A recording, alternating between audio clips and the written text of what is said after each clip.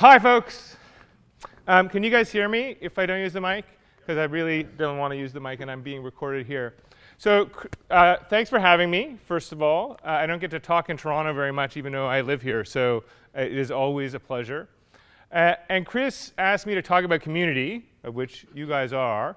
And so I am going to talk a little bit about the history of the Mozilla community, and I think some of the struggles that we're going through now, which hopefully are at least interesting, if not actually applicable to where you are in the Drupal world, or also where you are maybe as, like Chris, supporters of Mozilla and a part of our community. So that's what I'm going to talk about for a bit. And just as a start, does anybody know what that is?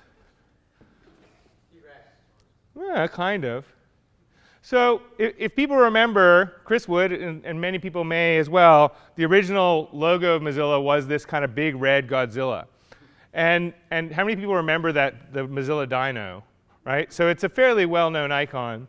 And then, I guess whatever it is, 6 years ago, when Obama was first elected, there were these big hope posters. Does anybody remember? Just put your hand up if you remember those big hope and change posters. So two very iconographic images. Same guy made them both, Shepard Fairey, kind of famous American artist. And this is the mashup of those two things. It's the Hope-style Firefox dinosaur.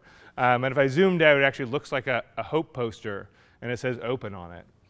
And I want to talk about that because it frames the two eras, actually, that Mozilla has gone through, and where I think we are. We started with a big dinosaur that did win, and I'll talk a bit about that. But we also, I think, have been looking for and finding where hope is going forward, and that's the moment we are in and struggling through right now, which hopefully leads to the other version of that famous Obama poster, which is change. And I want to just narrate that arc, which I think is well captured by this image. So to start, when we talk about ourselves inside Mozilla or inside the Mozilla community, as opposed to just talking as a consumer brand, which we do when we kind of come out with that Firefox webpage that was up there a little earlier, we think of ourselves as a community, as a global community, people with a common cause. And this is a gathering of about 50% staff, 50% volunteers at our Mozilla Summit in Whistler in 2010. We've had one since then, although it was in 3 cities, so it was harder to take a picture, so that's why I have this one up. But the scale of the community, as well as the community, which is the paid staff and the volunteers behind Mozilla, really is massive, and is the key to where we have succeeded in the past, and is hopefully the key to where we can succeed in the future. And what that cause is that gathers us as a community is actually this. This is actually a printout of what would almost for anyone be an incredibly boring document.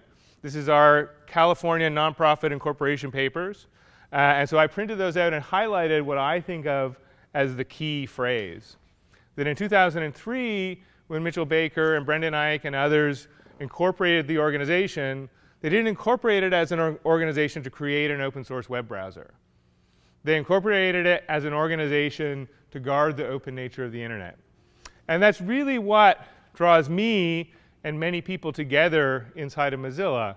The browser, Firefox, really was a tool to make sure that Microsoft, or whoever the next Microsoft would be, didn't take control of the internet, lock it down, and just make it theirs, which is where we were headed. And so the people who did that, and it did, as Chris suggested, start much before Firefox, and in fact, even much before Mozilla Foundation was formed. The code was originally released from Netscape, and a community started to form around the Mozilla code base in 1998. In 2003, the foundation was formed with the idea that we had to actually put some muscle behind getting successful in the market with an open source browser. And this is an interesting group of folks. I guess I have a light on here. Who were the original staff. And it's unfortunate the community, there's not a lot of volunteers in this photo, but you have, can I make the light go? I don't want to make it Which one is the light? Is that it? So you have Mitchell Baker there, who is still the executive chair of both parts of Mozilla, the Mozilla Foundation and Mozilla Corporation. Brendan Eich, who was until recently our CTO and our CEO, and happy to answer questions about that at the end if that's a topic of interest. And then Chris Beard, who is now our interim CEO, as well as, I would say, at least probably 2/3 of those people either still work for Mozilla or are very active in the community. And this was the core of people who were gathered around that common cause as a staff. As you can see, it's less than 20 people, well less than 20 people. But what was happening outside of the time was there was a massive community. So it was less than 20 paid people who were there to take on Microsoft with a massive community around the world. And there's a funny story, actually, which I'll pause on for a moment. There's one guy who's still very active. He was the president of Mozilla Europe. He'd been a Netscape sales engineer. And when Netscape finally kind of got out of, or AOL finally got out of the Netscape business, he went to an outplacement company where they say, how are you going to find your next job? And he said it was very much like going to an AA meeting. Everybody's sitting around, and they're like, oh, well, I'm going to become a baker. I'm going to follow my passion. I'm going to go become a winemaker. I'm going to become an auto mechanic. And so it comes around to Tristan's moment and said, well, what are you going to do, Tristan? He says, I'm going to help start a nonprofit with 10 staff and volunteers around the world that's going to take on the biggest software company in the world. And everybody just laughed at him. They laughed in French.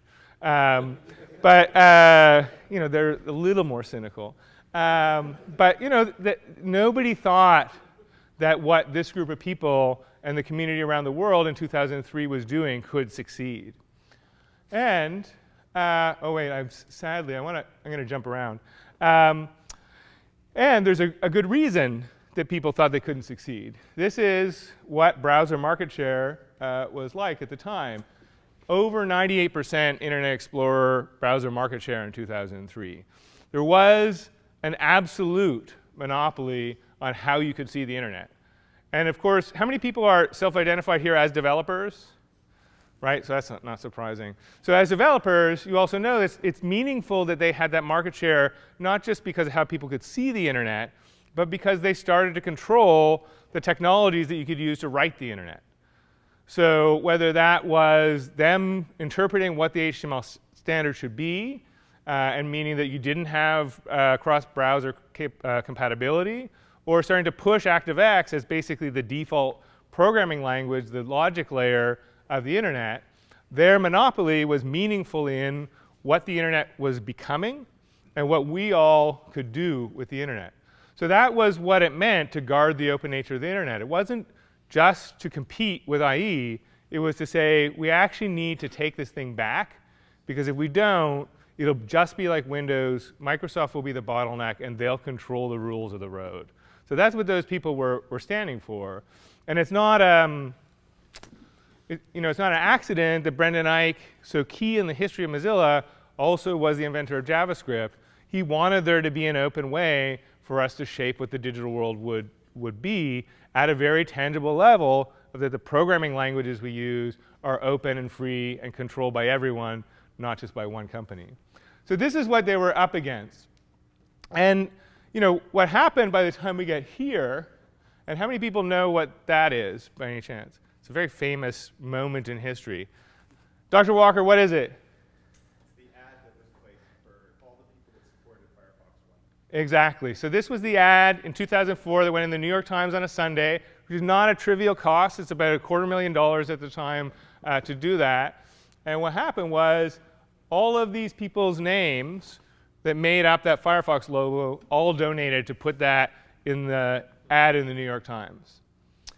And it's key in the story to say how, in standing up against that monopoly, this was a big part of the story. Not just this ad, but what this ad symbolizes in how that group of people was successful. And so it wasn't that those 10 people took on Microsoft. It's that these, I think, 10,000 people, and also equally, and I would actually probably argue more importantly, here's what, according to Twitter, is a picture of some of you guys from last year. this is who won. And it was interesting. I wasn't being totally opportunistic. There happens to be a Firefox T-shirt in the photo from the DrupalCamp party last year. But it's really critical when you talk to Brendan and others about the early days. It was developers being hungry for an alternative, or developers saying, oh, we're going to actually support the DOM, or developers wanting to push cross-browser stuff when the people who were hiring them as clients didn't necessarily care whether things were other than IE compatible. That made a huge difference in creating the success of Firefox, which then eventually leads to the emergence of Ajax, because if Microsoft had continued to have a monopoly market share, we never would have gotten that set of technologies out into the mainstream, which eventually leads to Gmail and Facebook and all of the modern applications that we have right now. So if it hadn't been a community of developers who said, yes, we actually want a different set of web technologies, and this browser that's offering them is something we want to support, we would live in a very different world right now. And it's really critical, because it is not Mozilla, the staff, who made that shift. I mean, it was some decisions they made that are quite important. It was that we had a community of supporters and a community of developers who wanted a different web, and Firefox was a lever in that, and not an end in its own right. And so who that community is really important, because I now want to pull out some themes and then come back to them in terms of where we are now. It's hard to read this, but this has got everything from core contributors, hundreds of core contributors to the to Gecko and the technologies at the center, to localizers, all the way out to people who are beta testers that make up that community that make Firefox possible. And it still is true. Firefox and Firefox OS come out. Well, I don't know the numbers on Firefox OS, but Firefox comes out in about 80 languages every release. So we just released Firefox 29 on Tuesday, and it's all volunteer localizers around the world. It still is a very vibrant community that makes it happen. It is not all just the staff. It is not a big company alone that just kind of pumps this out the door. And it is all of this connection. So, some themes to pull out: the success of Firefox, very much about a diverse community of people playing at different levels, from people who are at the core of the code base through to people who are donating for a New York Times ad. And second theme in that, quite critical, is developers. The developers are the people who shape what the web becomes. So if our agenda is continue to shape what the web becomes based on a set of open values, the people who make the web are absolutely critical in getting the outcomes we want, which is that the technology just closes down. So the good news, and I'd really keep kicking myself we don't have a more updated version, although an updated version would start to look bad given the trends with Firefox. But from 2003 to 2009, you can see in the middle is all IE, and by the end, we're probably at Firefox 30%-ish market share in 2009, and now it's down in the kind of low 20s, between 20 and 25. But that point of this is really move the bar dramatically with that set of community, that set of developers being involved in a way that was a lever for web technologies winning, not because we wanted to be at 100% market share or 75% market share or 50% market share, or even that 30 or 25 is what matters. It was enough market share created by that community that we had the influence and the platform to shape where the web went to. And so, where does that take us now? That's the end of the dinosaur part of the story, or the Godzilla part of the story. The community came together, we won back the web, effectively. So what did we win back as we did that? And this is, Mitchell would hate me for putting this picture up because it's a horrible picture of her. But this is her at a Mozilla kind of camp, probably in, I would guess, 2010, 2011. And one of her roles, and it's also a little bit of my role, is to kind of narrate what do we stand for? How do we unpack at any given moment that guard the open nature of the internet?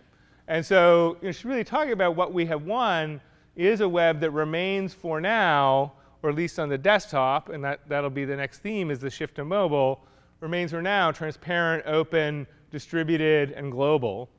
And that was what, in beating Microsoft, breaking up the market, bringing Chrome and Safari into the picture, WebKit becoming important, HTML5 emerging, Ajax before that, all of those things are part of a value story that is very real about what the internet is. And that has led to an economy, a creative society that is more participatory, more open to innovation than anything we have ever seen before. Doesn't magically fix society, but it is an open, participatory way that humans connect and create and generate money in a way that we have never seen in history.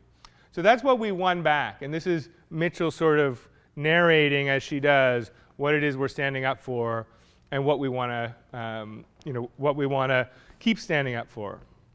So unfortunately, my slides got corrupted as I came over here. So I'm going to have to pretend that I took the picture of these two photos, which I did this morning, didn't end up on my slide.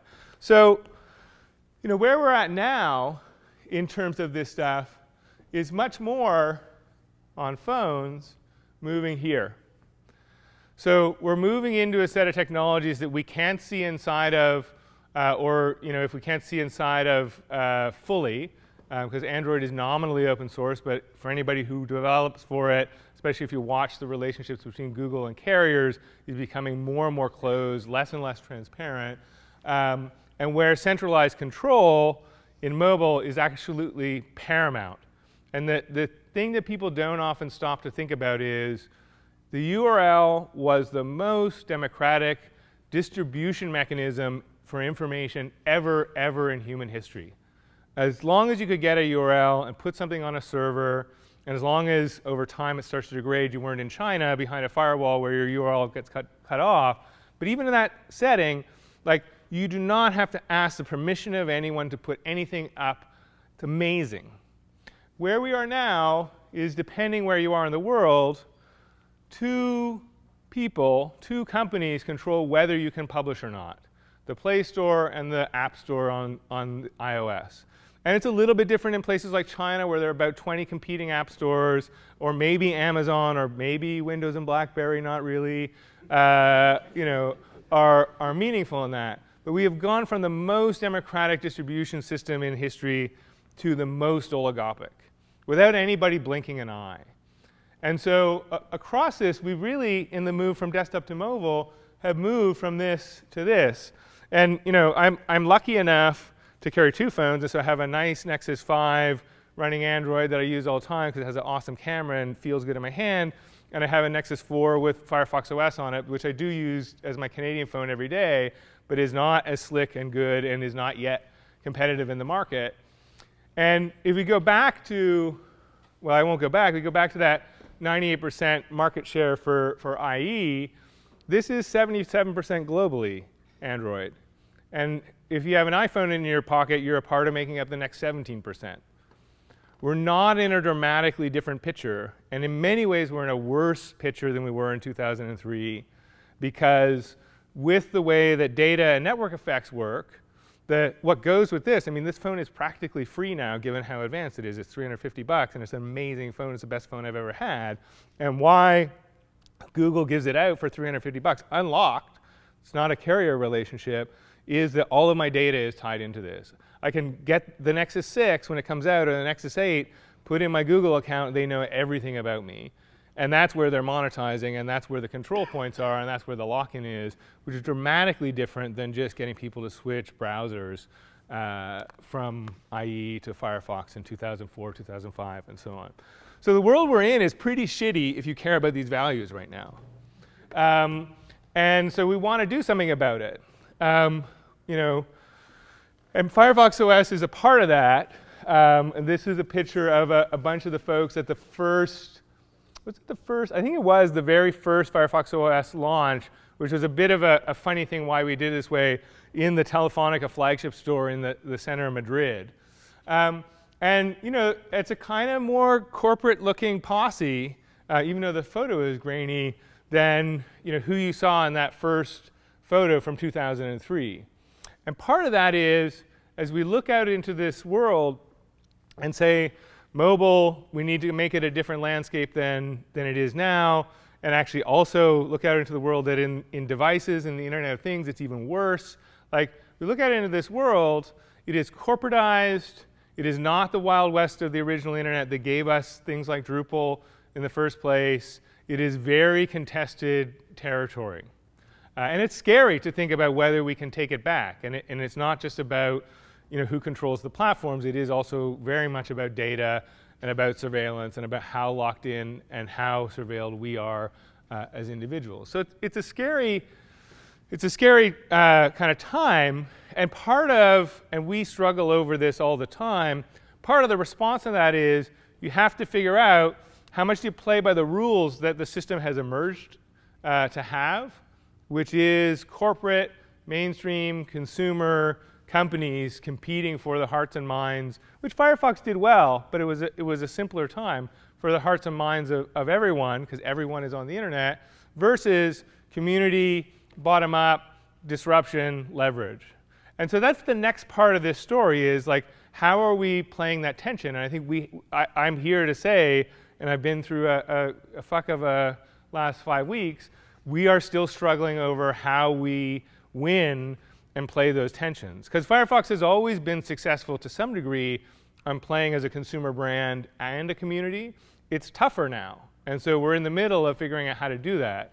And I think probably some of those things are true of the Drupal community as well, in that people rely on it as a mainstream business system, and it is very much a grassroots community. How you balance those tensions is tricky.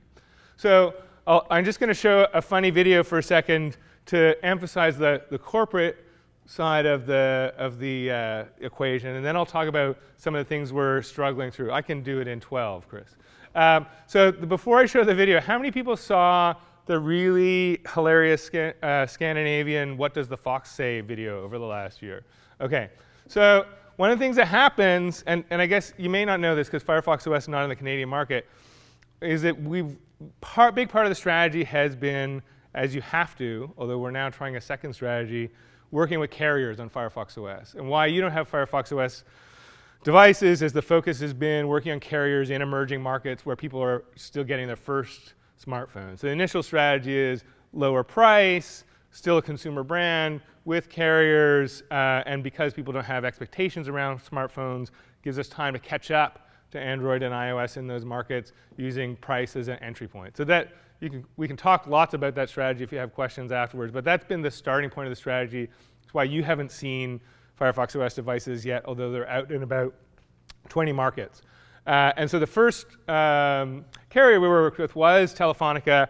They own a big part of Latin America, a lot of it under a brand called Movistar. So here's an ad that Movistar just released for Firefox OS.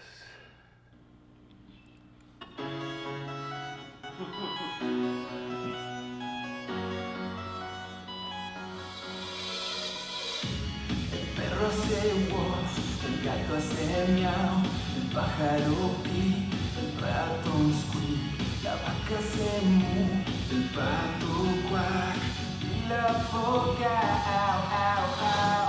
Pero algo nuevo está llegando. Firefox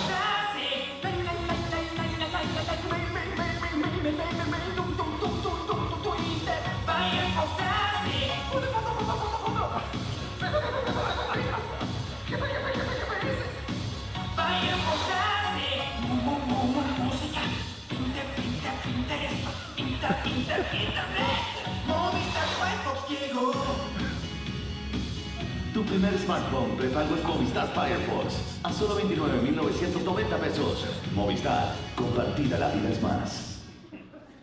So is that the open source project you know and love?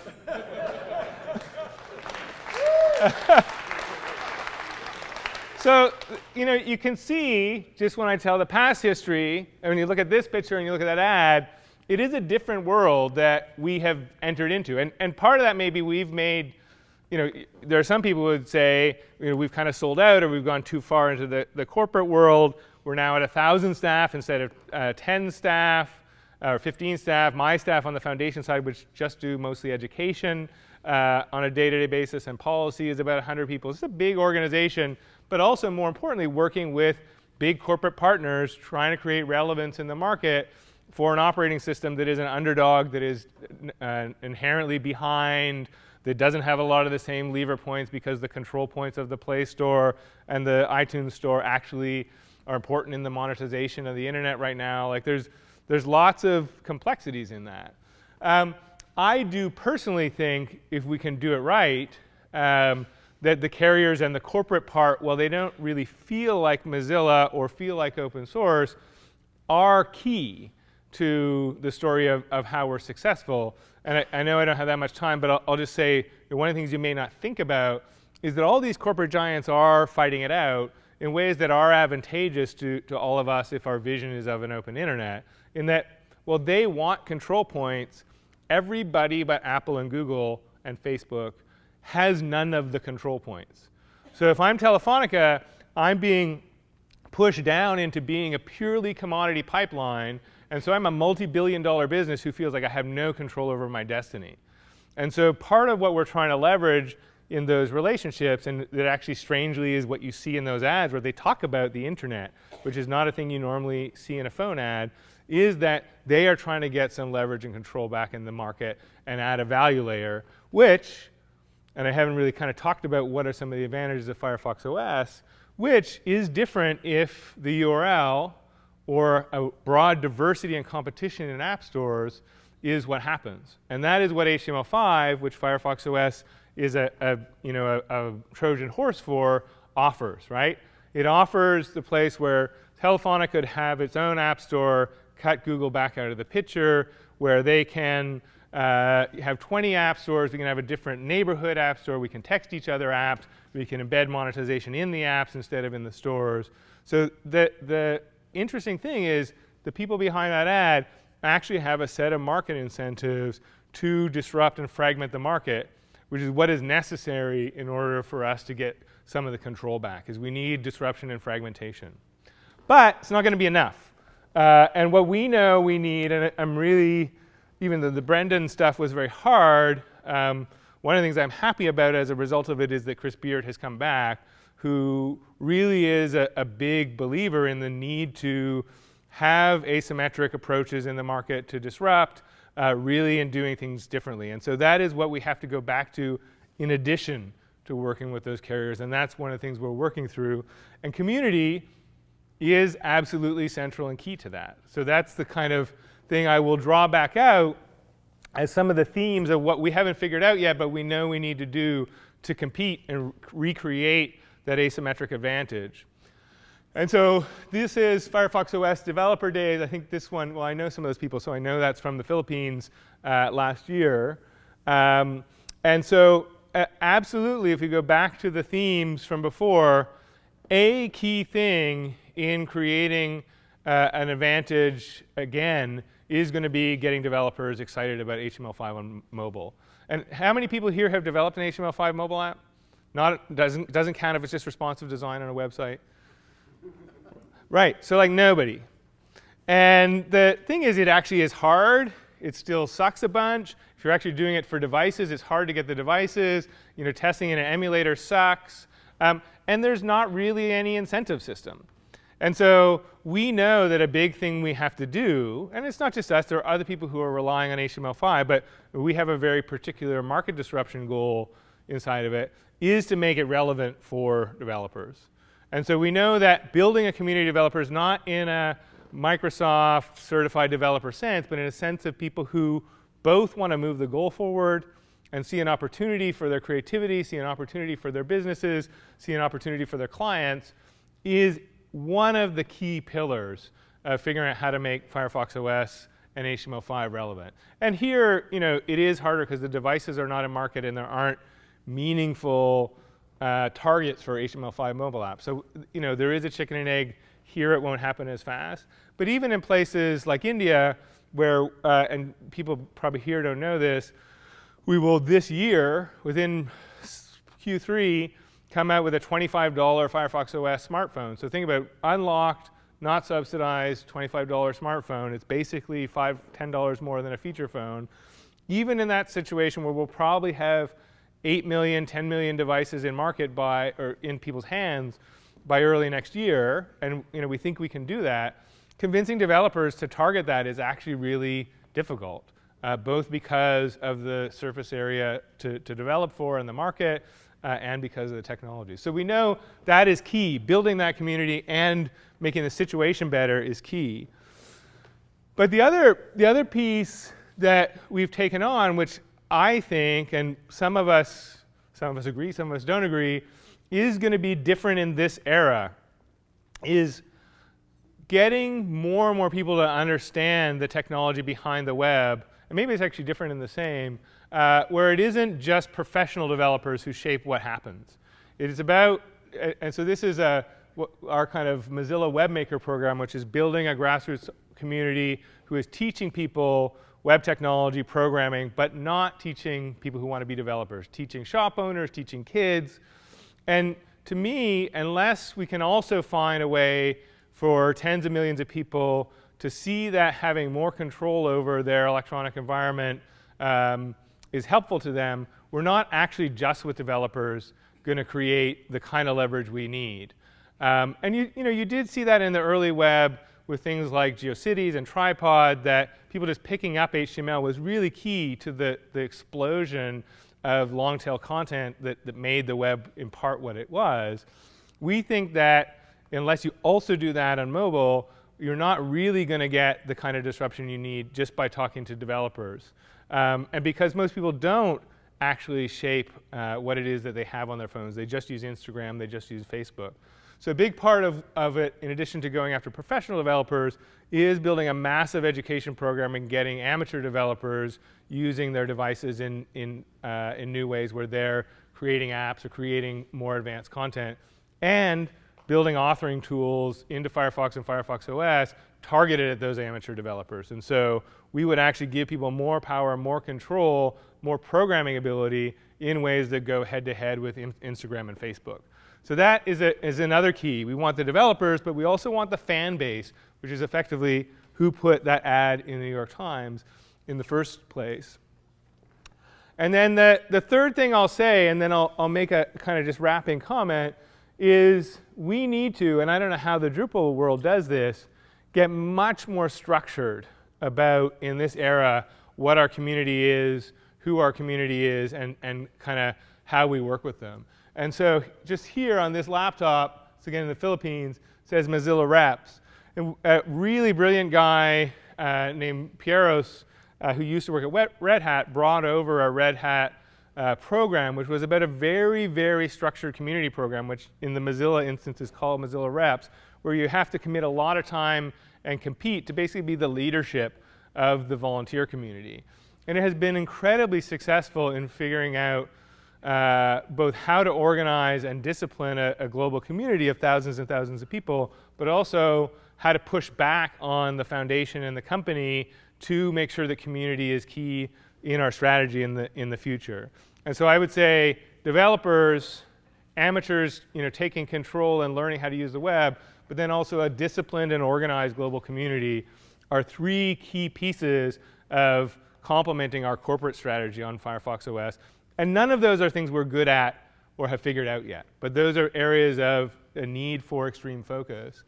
And a big part of how we have to make that work, and it is different in Drupal because it is a lot of small companies as opposed to one big foundation, one big company, is as we grow, really embedding those volunteers back inside of the staff part of the company, which is where we were 15 years ago or 10 years ago in the creation of the foundation, I guess. And so this is my work week that I just came from yesterday. This photo was taken in San Francisco yesterday morning. And partly it got corrupted in my export. There was a bigger picture of about 100 people who are my team. This is a zoom in. And a really critical thing, I think, for us as we go into the next era is that here, and then a bunch of people over here are those volunteers, are those Mozilla reps in our core staff meeting when we're doing global staff meetings. And a really key thing you don't see many companies doing in open source is making sure you structurally build in volunteer leadership to the actual operation of the organization in a core way. And so that is, I think, the thing for us to be doing and for people to be watching to see whether we do successfully. Because I do believe if we can build that community DNA back into who we are, actually at a leadership, day-to-day operations, and strategy level, and tie that with the kind of corporate partnerships we're doing, we might be able to make a dent in moving back towards the values we stand for in mobile.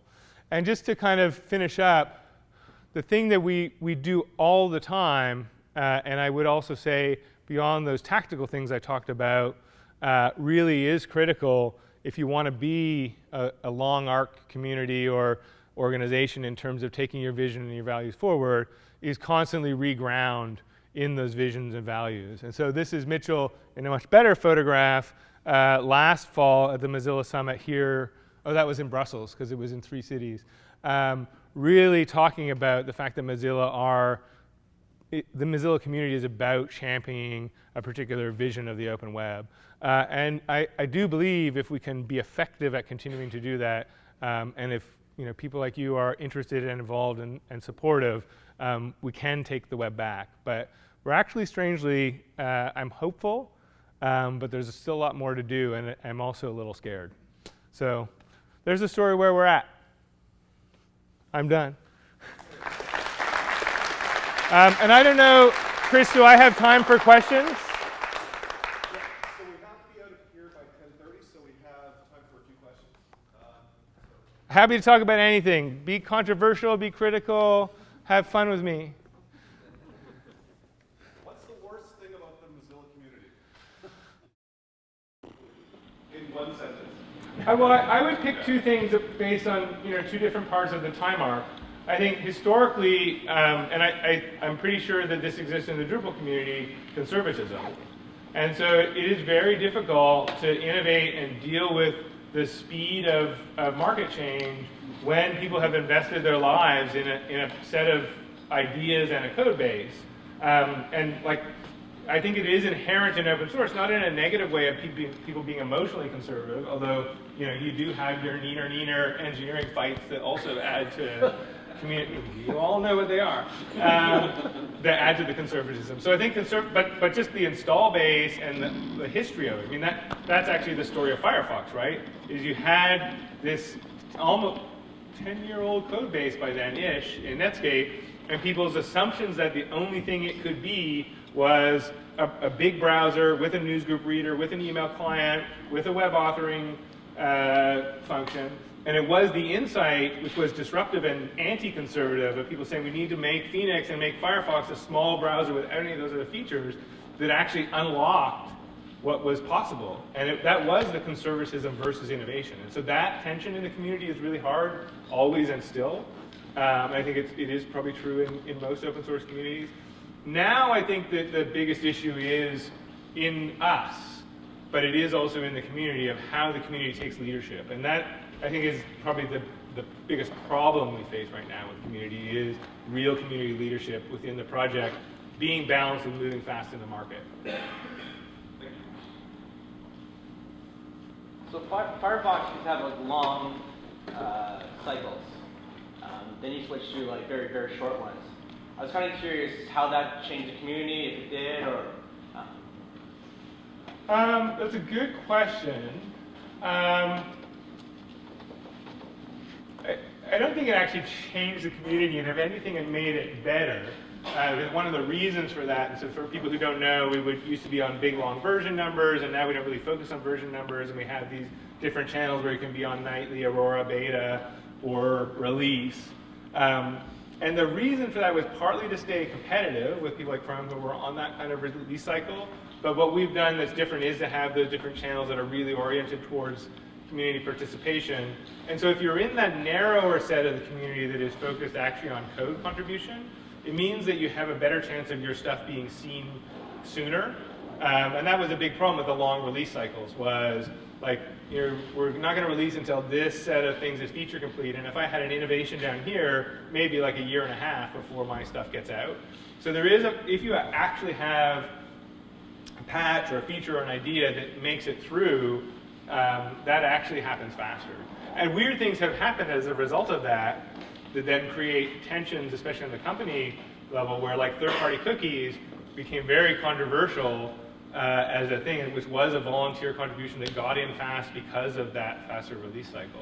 So you had somebody who had a particular set of political values around tracking who actually got a patch in and it got out fast and created a controversy in a way that I think was positive and was related to that release cycle. Other Question? Sir? Kind of a broad scope question, very forward-looking, just for your personal opinion. Now, I don't know what the stats are, but 1-point-something billion people have access to the internet or something like that. Getting to 2. Getting to 2. But I don't know what the stats again are specifically, but in 10 or 15 years, it's going to be near 5 billion. 5 billion in 10 years. Okay, in 10 years, perfect. So knowing that... And 1 trillion sensors in 10 years. Which is crazy. So knowing that, and knowing that all these extra billions of people are mostly coming from emerging markets, developing world, how do you think that's going to change things? Because that's inevitably going to change the structure, the fabric of everything. And how do you see that? It is already happening. Yeah, so I know people heard the questions about how is the fact that most people who will come, the next 3 billion people who come online will come online in emerging markets and will almost completely with mobile devices, not with ever seeing a desktop in their lives.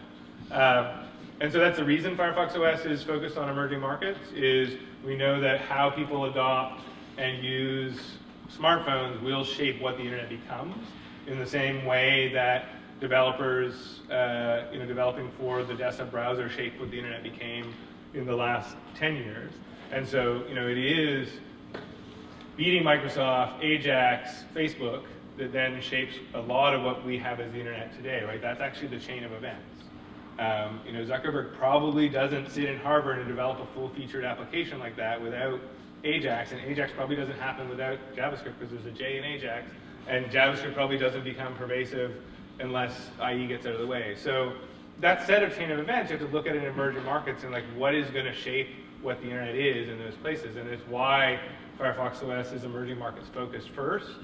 It is why I'm concerned with amateur developers as much as professional developers, because if Instagram and Facebook win for those next 3 billion people, and there's no way for people to actually hack what their digital experience is, then I think we have a different internet than the one we want. So I don't know all the answers to how. We believe how people adopt smartphones, what the smartphone ecosystem is going to be key. Another thing actually I really believe is critical. So one is about authoring, and what does authoring for those next 3 billion people look like, and what do they author? The other is distribution. And so if the centralized control points become what's normal for that next 3 billion people, as it is for us on smartphones, I don't see how we're not fucked. Well, no, I was just thinking, with the thing that scares me too is with recent Facebook changes of app interlinking becoming completely. At least we could get a link from an app out to the web, and if that is pervasive, we're completely out of it. Yep. No, and so that's what, if we care about that not becoming the case, because whether it's Facebook or China, the same set of fragmentation of the internet is happening. If we care that that doesn't happen, we need both real market strategies, because we are competing in consumer technology, and I don't just mean we, Mozilla, I mean anybody who cares. We need real consumer product strategies that have a set of values built in, and we need a massive and organized community that can disrupt the power of Facebook and China. So if you think that Tristan had it tough in that outplacement thing where he said he was going to take on Microsoft, the odds are shittier now. But it doesn't mean that we shouldn't try. One last question. What's your take on the Amazon phone?